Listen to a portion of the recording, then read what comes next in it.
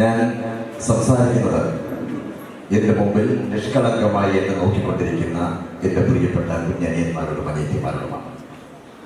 നിങ്ങളോട് മാത്രമാണ് ഞാൻ സംസാരിക്കുന്നത്. ഒരു പ്രളയം കഴിഞ്ഞ് തരിച്ചു നിൽക്കുകയാണ് നമ്മളെല്ലാവരും. ഒരു ദിവസം സൂര്യൻ അസ്തമിക്കാൻ പോവുകയാണ്. സൂര്യന് വല്ലാത്ത വിഷമം തോന്നി. കാരണം അസ്തമിച്ചു കഴിഞ്ഞാൽ ഭൂമിയിൽ മുഴുവൻ ഇരുട്ട് പരക്കും. സൂര്യൻ എല്ലാ ഗ്രഹങ്ങളോടുമായിട്ട് വിളിച്ചു ചോദിച്ചു, ഞാനിത് അസ്തമിക്കാൻ പോകുന്നു, ഭൂമിയിൽ മുഴുവൻ ഇരുട്ട് പരക്കാൻ പോവുകയാണ്, ആരാണ് ഭൂമിയിലേക്ക് വെളിച്ചം കാണിക്കുക എന്ന് ചോദിച്ചു. ആ സമയത്ത് ഗ്രഹങ്ങൾ അങ്ങ് ദൂരെ നിന്നുകൊണ്ട് പറഞ്ഞു, ഞങ്ങളുടെ കയ്യിൽ വെളിച്ചമില്ല, ഞങ്ങൾക്ക് ഒന്നും ചെയ്യാൻ സാധിക്കില്ല എന്ന് പറഞ്ഞു.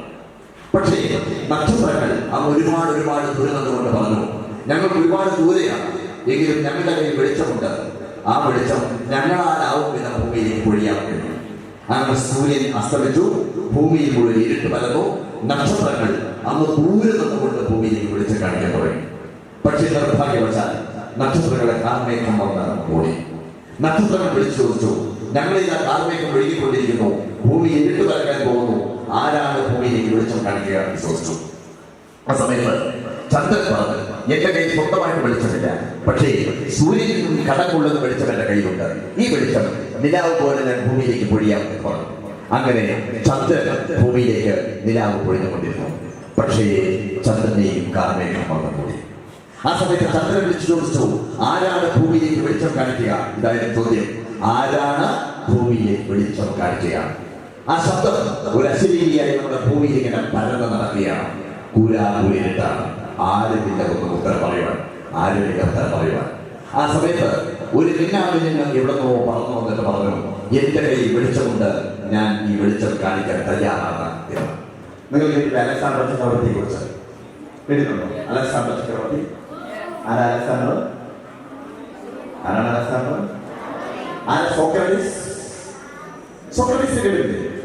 ലോകങ്ങളുടെ ഏറ്റവും വലിയ ഫിലോസഫറായ സോക്രട്ടീസിന്റെ ശിഷ്യനാണ് പ്ലേറ്റോ. പ്ലേറ്റോയുടെ ശിഷ്യനാണ് അരിസ്റ്റോട്ടൽ. അരിസ്റ്റോട്ടലിന്റെ ശിഷ്യനാണ് ആര്? ഈ പറഞ്ഞ അലക്സാണ്ടർ ചക്രവർത്തി. അലക്സാണ്ടറിന്റെ സ്വപ്നം എന്ന് പറയുന്നത് ഓരോ രാജ്യങ്ങളും വെട്ടിപ്പിടിക്കാനുള്ളതായിരുന്നു. ഒരു രാജ്യം, അത് കഴിഞ്ഞാൽ അടുത്ത രാജ്യങ്ങളെ വെട്ടിപ്പിടിച്ച് മുന്നേറിയ അലക്സാണ്ടർ ചക്രവർത്തി. അദ്ദേഹം രാജ്യങ്ങളെ വെട്ടിപ്പിടിക്കാൻ വേണ്ടി നമ്മൾ ഭാരതത്തിലേക്ക് വന്നുകൊണ്ടിരിക്കുകയാണ്. അങ്ങനെ വന്നുകൊണ്ടിരിക്കുമ്പോൾ ലോകത്തിലെ ഏറ്റവും വലിയ ഫിലോസഫർ ഉണ്ടായിരുന്നു ഡയോജനീസ്. ഈ ഡയോജനീസ് എന്ന് പറയുന്ന ആളാണ് പച്ച വെളിച്ചത്തിൽ നട്ടുച്ച വെളിച്ചത്തിൽ ഒരു റാണ്ടം കിടക്കുമായി ആളുകളുടെ മുഖത്തിന് ഇങ്ങനെ ചേർത്ത് പിടിക്കും. എല്ലാവരെയും ഇങ്ങനെ നോക്കും. പാലയിൽ ചോദിച്ച് എന്താ താങ്കൾ അന്വേഷിക്കുന്നത്? അദ്ദേഹം പറയും, ഞാനൊരു മനുഷ്യനെ അന്വേഷിക്കുകയാണ്. എനിക്ക് ഈ ലോകത്ത് മുഴുവൻ കാണാനുള്ളത് ഹിന്ദുവിനെയും മുസൽമാനെയും ക്രിസ്ത്യാനിയെയും കാണാനുള്ളത്, മനുഷ്യരെവിടെ, അതാണ് ഞാൻ അന്വേഷിച്ചുകൊണ്ടിരിക്കുന്നത്.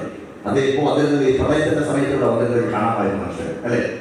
നമ്മളെല്ലാവരും മനുഷ്യരായിരുന്നു. നമുക്ക് ഹിന്ദു ഉണ്ടായിരുന്നില്ല, മുസൽമാൻ ഉണ്ടായിരുന്നില്ല, ക്രിസ്ത്യാനി ഉണ്ടായിരുന്നില്ല, നമ്മളെല്ലാവരും ഹൃദയമുള്ളവരായിരുന്നു. കൈ ഉയർത്തിക്കൊണ്ടവർ ആരാണ്?